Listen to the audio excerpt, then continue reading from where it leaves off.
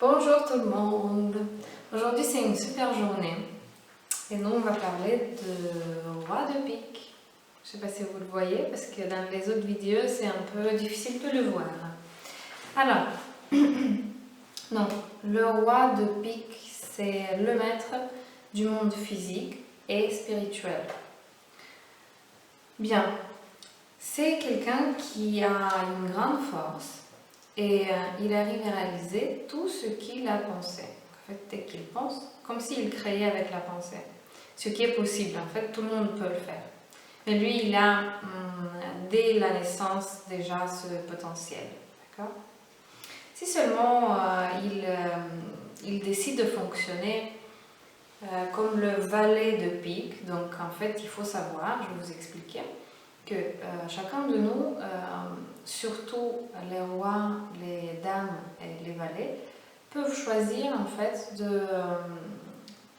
de fonctionner comme leur carte ou de prendre moins de potentiel. Donc moins de... Si par exemple ils ont trop de responsabilités, eh bien ils peuvent choisir autre chose. Mais ça c'est pas toujours très très bien.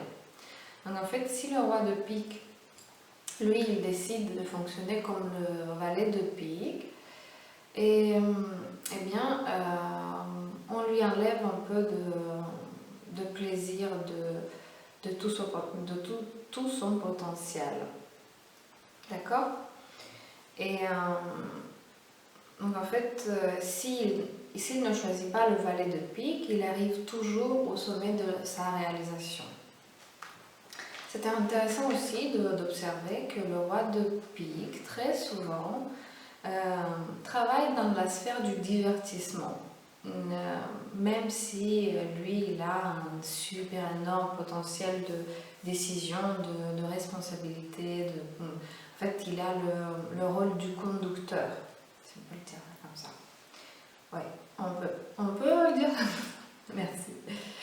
La femme de roi de pique, par contre, se manifeste très souvent comme la dame de pique, parce qu'en fait, il faut que vous sachiez que le roi de pique, c'est le maître du monde physique et spirituel.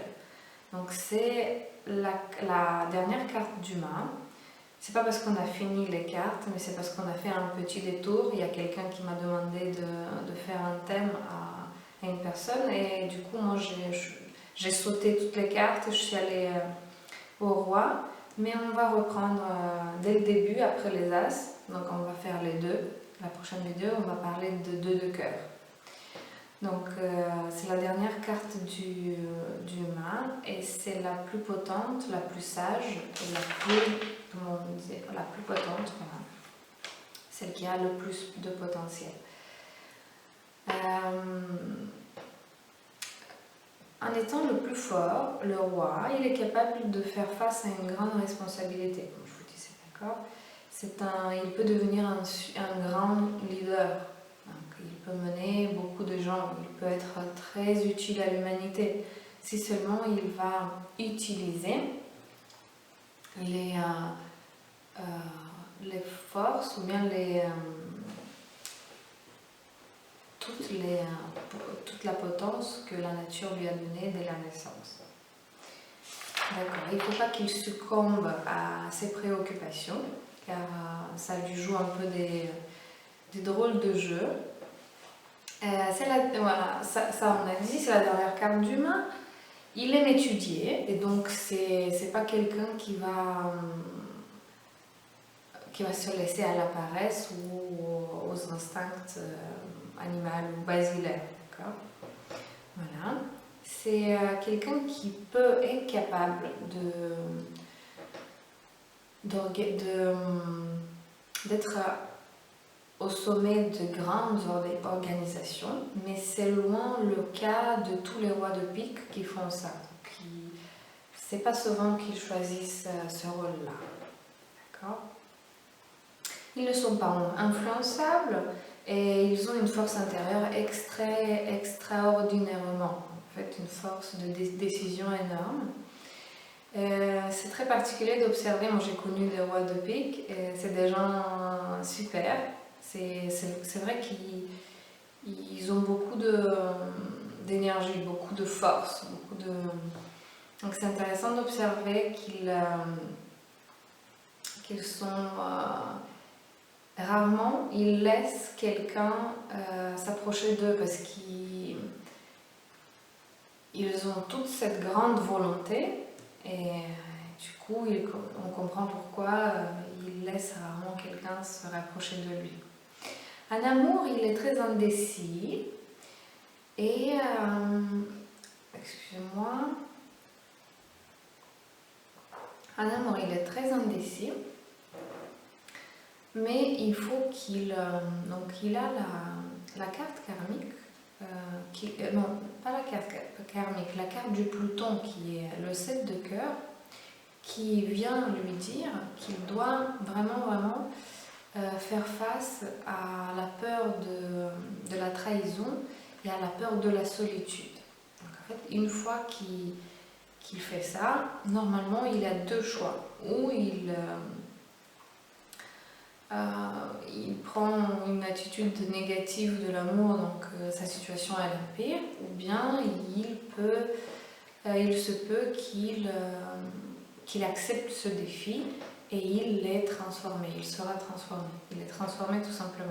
Donc comme on est transformé tout le temps, en fait, on se transforme, on évolue, heureusement. Voilà. Si le roi de pique aussi, c'est très intéressant, fera appel à la vie spirituelle, il va comprendre avec facilité les secrets plus profonds de l'univers. Donc on a dit ça.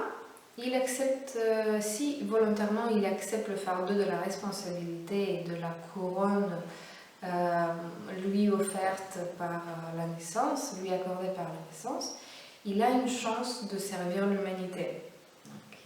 C'est important de voir ça. Donc comme on a dit, il est très créatif, il est très ambitieux. Et dans la relation avec les autres, et en fait, dans l'amour surtout, il se heurte des petites problémos. Comme je vous ai dit, il est très indécis. Premièrement, il s'approche à l'amour raisonnablement. Donc, deuxièmement, il n'aime pas les changements. Donc, ce qui lui fait un peu de déséquilibre dans toutes ces histoires.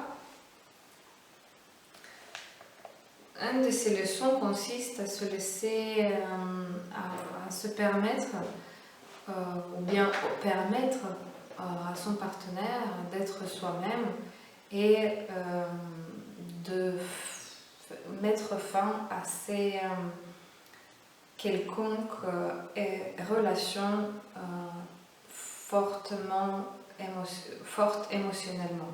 Donc, c'est les deux choses. Il faut qu'il laisse son partenaire être vraiment soi-même. Et le deuxième, c'est de se libérer d'extrêmement fortes liaisons émotionnelles. D'accord ? Quand je dis, donc je voulais spécifier ça, donc si il fait appel à sa vie spirituelle, moi quand je dis spirituel, ce n'est pas un terme religieux, qu'on soit bien d'accord. C'est quelque chose, c'est l'évolution intérieure, parce qu'en fait, tout est ancré en nous, donc la vie spirituelle, c'est quelque chose, c'est notre évolution en soi, en nous-mêmes, et donc il faut bien comprendre ça, d'accord ? Voilà. Je pense qu'on a fait un peu le tour. Je sais pas comment je vais finir cette vidéo, mais oui, je sais. Aimez-vous les uns les autres, disait Jésus, mais bon, pour ne pas le plagier, je vais dire aimez-vous comme ça, comme vous êtes. N'importe quelle carte vous êtes, d'accord ? Merci.